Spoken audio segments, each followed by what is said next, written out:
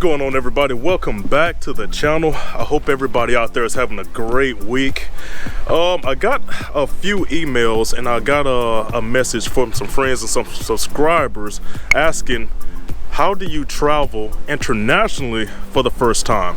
Now, I've made a video before about traveling for beginners, okay, but international travel is a little bit different because there's a few things to consider that you might not have to consider in your local area or in your current country.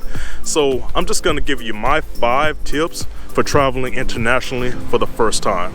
So my first tip for you is to check hotel reviews. Now, this can be very helpful for you when you're trying to figure out what hotel, what area to stay in, because it's nothing like the experience of other people who've already been there, okay?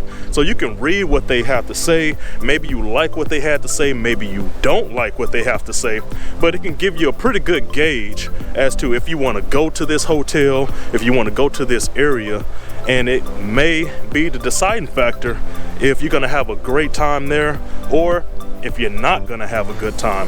So my first tip for you is to check hotel reviews because they can make or break your experience in that first place. All right, so my number 2 is to get travel insurance. A lot of people don't understand the importance of travel insurance, but it can literally make or break your vacation, okay? It's just an extra added insurance just in case you miss your flight. You have some type of emergency where you got to go to the hospital or anything. You never know what might happen out there when you're traveling. So a little extra insurance or backup won't hurt at all, okay? And normally you can get this at the end of your booking, maybe $20, $30, $40, depending on what booking company you go to or what insurance company you go to when you book your ticket, but it's fairly inexpensive, and you could just add it to the cost of your plane ticket, and it could make or break or just save the day for you. It's done it for me because I've had to cancel many flights and I didn't want to lose out on that money. So get travel insurance, and it can definitely help your life out for some unforeseen things that might come up on your travel adventures. Now, my number 3 tip for you is to get a SIM card, people.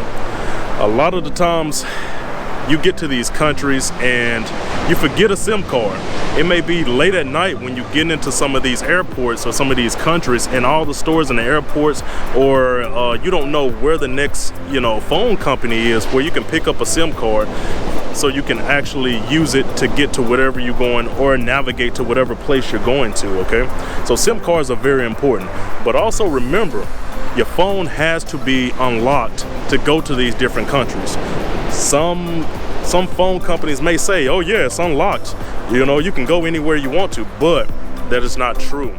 It's happened to me. I found myself in different countries, whether it be Brazil, and guess what? I can't use that phone because it's unlocked for my country, but it is not unlocked for other countries. Okay, so make sure that phone is right and make sure you get a SIM card before you leave.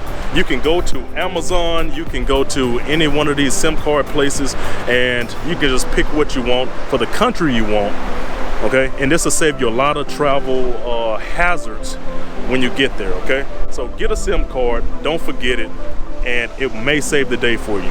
Now, this may be a no-brainer for a lot of people, but my number 4 tip for you is to travel comfortably, okay? So a lot of times people don't always travel comfortably. They want to be fly or look however you want to look, but listen, some of these places that you're going to may be 10-15 hours away, and believe me, you want to be comfortable when you travel to these places. I've been on those trips and it seemed like it's forever, okay? You on the plane 12 hours and you just want to be comfortable, so dress comfortably. So listen, my number 5 tip for you is to get a power adapter and a power supply, okay? These things are gonna come in clutch for you when you're traveling out there because your batteries and your phone can go dead, or any other electrical device that you may have on you, okay? Whether going through the airport or whatnot. Sometimes you may get into that place or that country or the airport and it's late, nothing's open. So you need to power your phone in order to find where you gotta go. It's happened to me plenty of times. And listen, they have saved me a lot.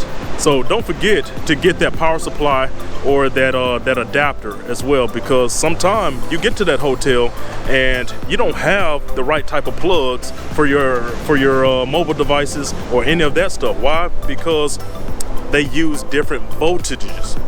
Okay, when they use different voltages, hey, you're out of luck.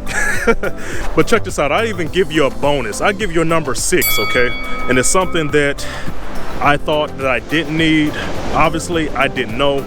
But get a language book or download Google Translate if you're going to a country that doesn't speak your language. I've had many conversations with people that I've met along the way just by using Google Translate or just by popping open my language book, okay, and trying to translate and showing them what I'm trying to say.